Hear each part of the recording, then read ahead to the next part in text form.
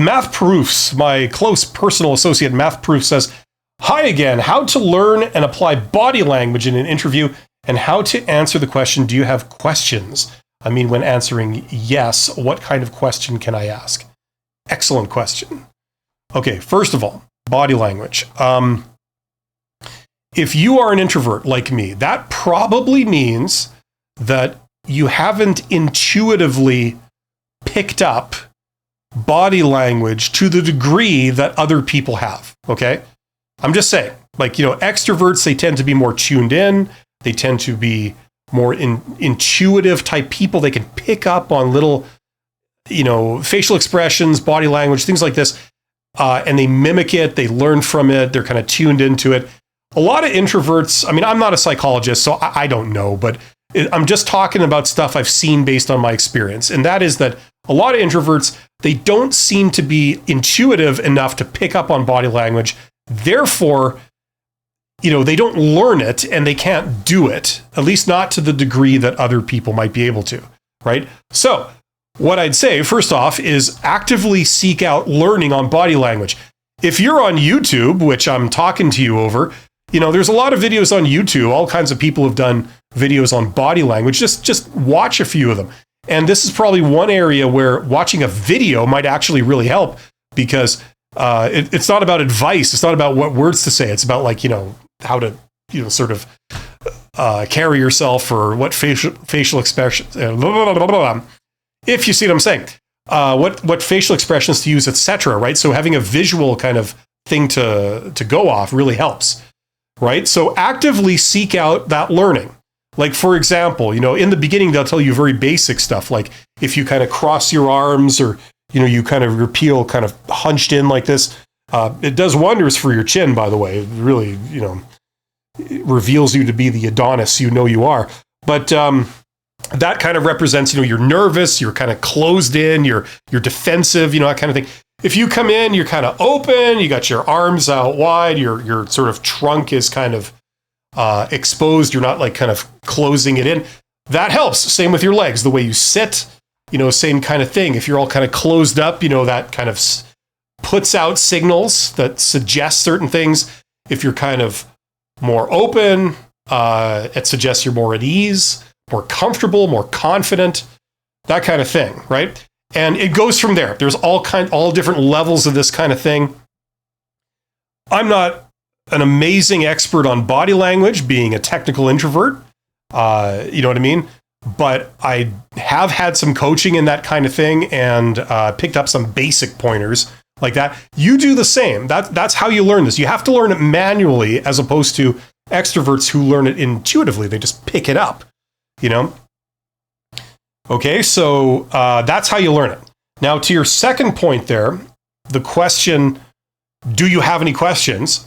At the end of a job interview, or at the end of any kind of interview, really, number one, don't say no. Always ask something. 3 questions are usually good, okay? If you say no, that signals that you're not interested. It's like, I don't care enough to have a single question for you. You might have been sitting there talking for the last hour, and I don't have a single question about anything you ever said. No, I know everything I need to know, right? It signals bad things. So always ask questions. Now, the last question you should always ask, in my opinion, is you should say, where do we go from here? Okay, because that'll reveal what the next step of the process is. It's always good to leave, before you leave a meeting, to know what the next step is. Is someone going to contact you? Are you expected to contact them? Are they going to post a result somewhere? What's the time frame? Things like this, right? So it's good to know what that is. So that should always be your last question. Before that question, you should ask at least 2, if you possibly can, right? And you've got a whole kaleidoscope of different things to pick from, okay? Some popular examples are, can you ask about, you could ask about the position. You could say, for someone who's in this role, what would you expect them to accomplish in the first 30 days, 60 days, or 90 days? Something like that. You could say, for the person in this role, what do you see the biggest challenge being for the person who's going to be in this role, where they're really going to have to, pay attention to that, right? And they'll tell you more about the position. And these are good questions to ask, because depending on what they tell you, you then have the opportunity, like a sort of a last ditch chance, to speak to whatever it is they say, if you haven't already done so in the interview. So if they say like, well, whoever gets this job, probably their biggest challenge is going to be the customer service aspects of this job, because you're going to be talking to customers and it might be some tough conversations, So upon hearing this, you would then have a last ditch opportunity to say, oh, well, that's great, because I've got some really high end customer service skills. So for me, I don't envision that being much of a problem, something like that, right? So you can get those extra little points right at the end, You could ask about the company, you could ask about the industry, you could ask about the role, where do you see this role going forward? Where do you see this company going in the next few years? Where do you see this industry going in the next few years? Where do you see this role? How do you see it evolving? You could ask about the role, like what led to this vacancy? Did someone retire, or is this a new position? Right? You can ask about the multiplicity of the people they're hiring. Now, you're hiring for a customer service rep. Can I ask, are you only hiring one person in this role, or are you hiring like 10 people in this role altogether?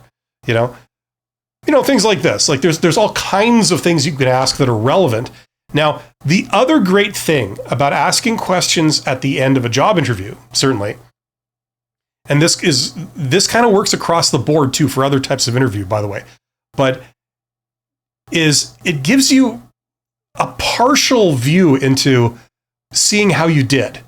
Okay? Because if they're really enthusiastic about answering your questions and they give you lots of information and it goes on for quite a while, that suggests that you did okay. You weren't eliminated. They're feeling pretty confident about you, right? Like they may not always know that by the end of the interview. They might have to confer with each other to decide, and all this kind of stuff. But as it stands right now, if they're very enthusiastic about talking to you and they prolong the interview answering your questions, that tends to suggest you did well. If conversely, they don't seem that interested in answering. They give very short answers. They're just trying to get you out of the room very quickly. That's what it feels like. That can suggest that maybe, you didn't pass, or it didn't go as well as you were hoping. So that's another thing that can happen with asking questions at the end. So hopefully that makes sense. These are some things to go on. I've done videos about this. Other people have done videos about this. Learn as much as you can about it. And hopefully that works.